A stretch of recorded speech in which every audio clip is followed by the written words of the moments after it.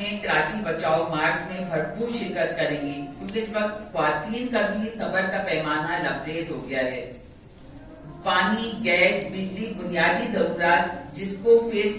کرنے سے انتہائی مشکلات کا سامنا ہے، اور انشاءاللہ جماعت اسلامی حلقہ خواتین ہمارا جو کام ہے، ہمیں ہر طبقہ فکر کو ہم نے ایڈریس کیا ہے، اور وہ ہمارے ساتھ انہوں نے اس بات کا ہمارے وہ دیا ہے کہ انشاءاللہ اس مارچ میں وہ ہمارے ساتھ بھرپور تعداد میں شریک ہوں گی، کیونکہ ہم سندھ بلدیاتی بل کراچی کے وسائل پر ڈاکہ اور اندھی لوٹ مار کا گھناؤنا کھیل ہے، اور ہم علاقے ہو کر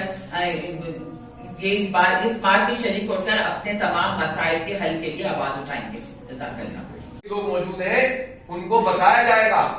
پچھلی 15 سال سے جو پروجیکٹ رکا ہوا ہے، اس کا سبب ہی جو کمپنی آتی ہے وہ کہتی ہے کہ اس پلان کے اندر تو یہ بات شامل ہے، سندھ حکومت پیسے دینے سے انکار کر دیتی ہے۔ وفاق بہت بڑا چیمپئن بننے کی کوشش کرتا ہے،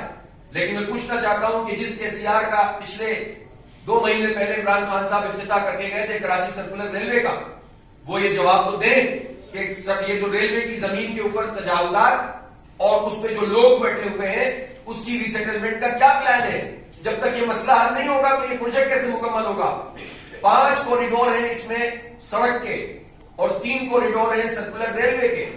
ان سارے کوریڈورز کے اوپر جب آپ اس کو تھرو کریں گے تو اس میں جو تجاوزات ہیں، اس میں جو لوگ بیٹھے ہوئے ہیں، اس کا پورا ایک سسٹم ہے۔ کوئی 1% کام بھی اس پر نہیں ہوا ہے صاحب سے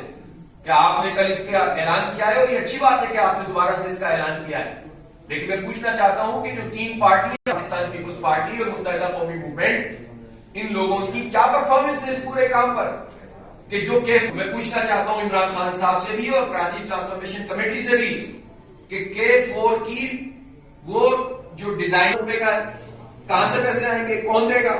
بجٹ میں کیوں نہیں ہے موجود؟ اور اگلے سال کیا آپ 150-200 ارب روپے دے دیں گے جو پروجیکٹ کراچی پہنچنے تک کا K4 ہے؟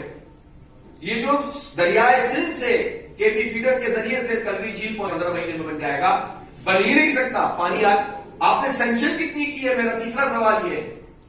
وفاق کی ذمہ داری تھی، جس طرح پہلے جو ہے وہ ٹریٹی میں بات موجود تھی کہ کراچی کا حصہ کتنا ہے، اور صوبہ سندھ میں پوچھنا چاہتا ہوں جن کی جو کراچی پہ صرف کھانے کے لیے پیپلز پارٹی موجود ہے، اگر وفاق یہ ہمیں پاکستان کو چیلنج کرتے ہیں، یہ پاکستان اس طرح پلیٹ میں رکھ کر نہیں ملا ہے، یہ ایک نظریے کا نام ہے، یہ عقیدے کا نام ہے، یہ جد و جہد ہوئی تھی پورے بر صغیر میں، زمین چھوڑی، اپنا گھر چھوڑا، اور لوگوں نے یہ پاکستان بنایا تھا اپنے خون سے۔ اس پاکستان میں نفرتوں کو پروان چڑھانا یہ نہیں جاگیرداروں کو سوٹ کرتا ہے، پختون اور مہاجر،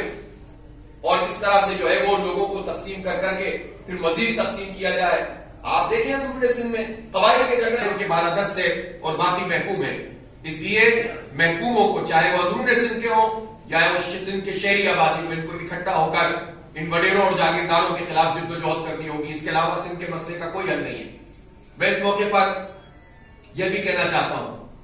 کہ کل جنرل باجوہ صاحب نے بہت واضح طور پر یہ اعلان کیا کہ 1100 ارب روپے کا جو پیکج تھا اس میں کراچی ٹرانسفارمیشن پلان ہے اور کراچی ٹرانسفارمیشن کمیٹی بنی ہوئی ہے، اور انہوں نے ان پروجیکٹس کا ذکر کیا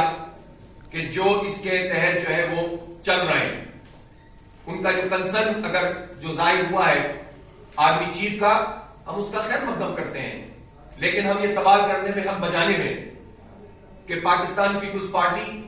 پاکستان تحریک انصاف اور متحدہ قومی موومنٹ اور پاکستان آرمی،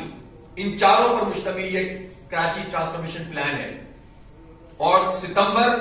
2020 انہی پروجیکٹس کو جو ہے انہوں نے ایک نام دے کر 1100 ارب روپے کے پیکج کا اعلان کیا۔